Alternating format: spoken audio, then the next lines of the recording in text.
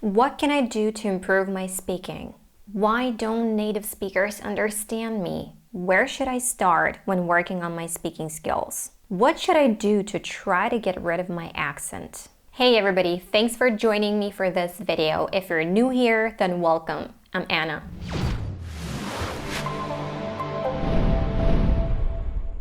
I get these types of questions literally every other day. Speaking is important. It's this unique way for people to communicate with each other and get their point across. Speaking another language is hard. Nonetheless, speaking another language, specifically English, because it's an international language, can open many doors for you. It can help you with your career and your personal life. We all know this. Then what we also know is that we have to practice. We actually have to get those words and sentences out of our mouths every single day as much as possible. It's key. The thing that distinguishes a professional from an amateur is that a professional never stops learning and working to improve their skills. Some people just don't do this and complain that they can't speak. Some people are just very resistant to this whole idea of practicing because it's hard work and it has to be consistent. But we're not talking about those people right now because, and thankfully, there are those, and you're one of them if you're watching this video, that do practice and learn, but sometimes you just hit a plateau.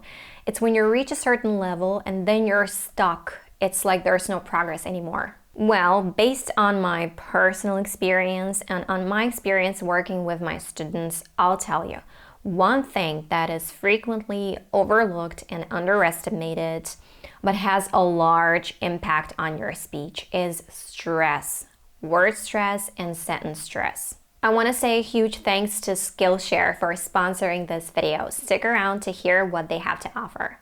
Not getting the stress right messes with people's pronunciation big time. Maybe you have heard that English is stress-timed language, which means some syllables will be longer, stressed ones, and some syllables will be shorter, unstressed ones, compared to syllable-timed languages where each syllable takes approximately the same amount of time. Putting the stress in the wrong place makes it difficult for native speakers to understand that word, let alone the whole sentence, and it can even change the meaning of the word. However, putting the stress in the right place usually helps us with knowing where a true vowel has to be pronounced and that all the rest of the syllables have to be reduced, meaning that those other vowels have to be pronounced as a schwa.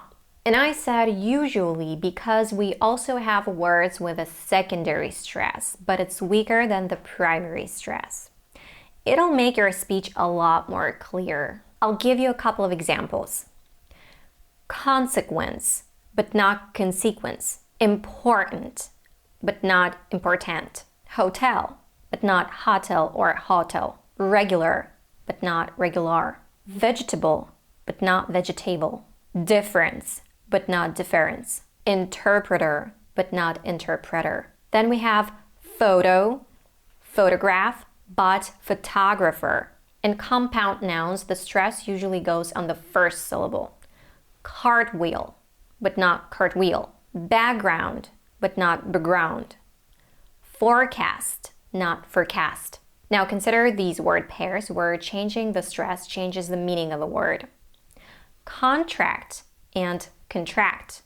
Present and present. I have the whole video with these words compared. You can click the link above my head to watch it, and I'll link it in the description. The same goes for sentences. In a sentence, we stress content words that are important for a message.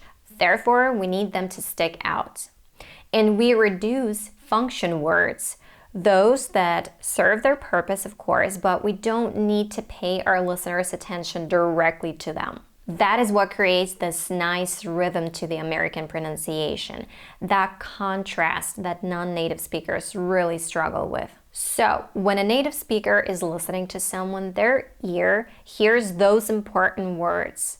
That's how they get the gist of a message. But when people stress every single word, thinking that they are being very clear, or when they stress a wrong word in a question or a sentence, it will take a native speaker a second to think and try to make out what those people are trying to say. Consider these examples that I took from an accent reduction introduction lecture from the University of South Carolina.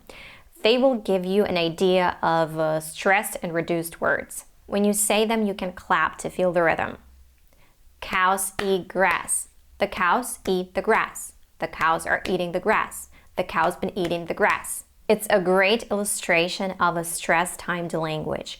Even though each sentence has a different amount of words, it takes the same amount of time to say them because of this contrast between stressed and reduced words. The cows have been eating the grass.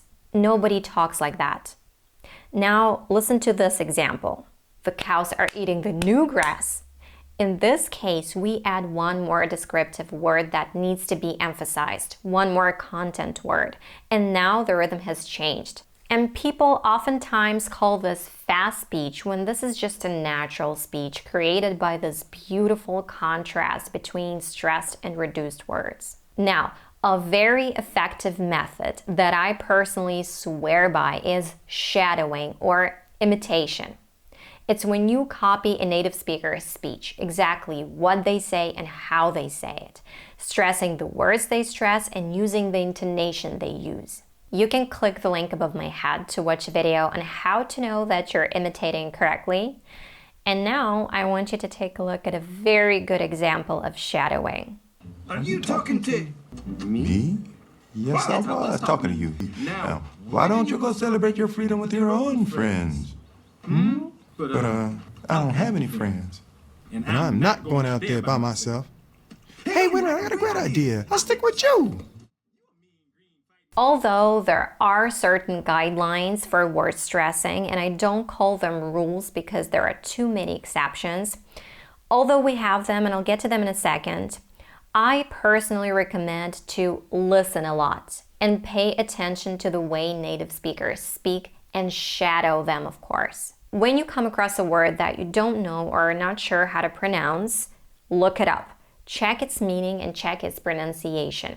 I like dictionary.com and Youglish. That's a great resource. You can type a word you need in the search box, choose an accent, and listen to that word being said by native speakers. Now let's take a little break to talk about the sponsor of this video, Skillshare. Skillshare is an online learning community with thousands of inspiring classes from experts for curious and resourceful people just like you and me.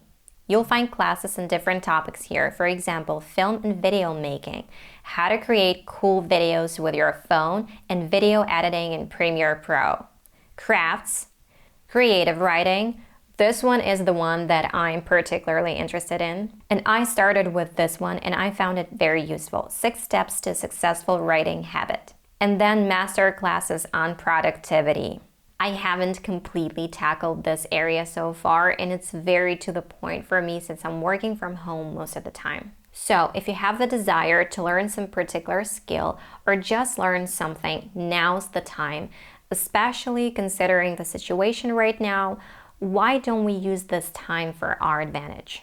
And it's very affordable. It's less than $10 a month with an annual subscription. Now get this, the first 1,000 of my subscribers to click the link in the description and join this cool community will get a 2-month free trial premium membership that gives you unlimited access to all the classes so you can explore your creativity. Now let's get back to our topic and let's talk about the rules. These first 2 guidelines have many exceptions to them and are applicable only to 2-syllable words. Number 1.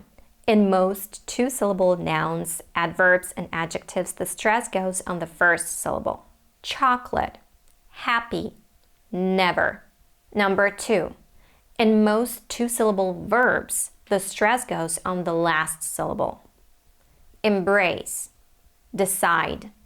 Now these following rules are more reliable. Put the stress 1 syllable before the suffix if a word ends in these suffixes. Enthusiastic, emotion, extension, nationality. Put the stress 2 syllables before the suffix if a word ends in these suffixes. Agency, democracy, apology, geology, photography. Identical, critical, geological, decorate. When you see these suffixes, stress the suffix. Employee, engineer, Japanese. Well, that was a lot of information to digest, but it's a good thing that you can always watch it again if you forget something. Hope you found it useful. If you're not yet subscribed, hit that subscribe button and click that bell icon if you want to get a notification every time we post. And I'll see you in the next video. Bye!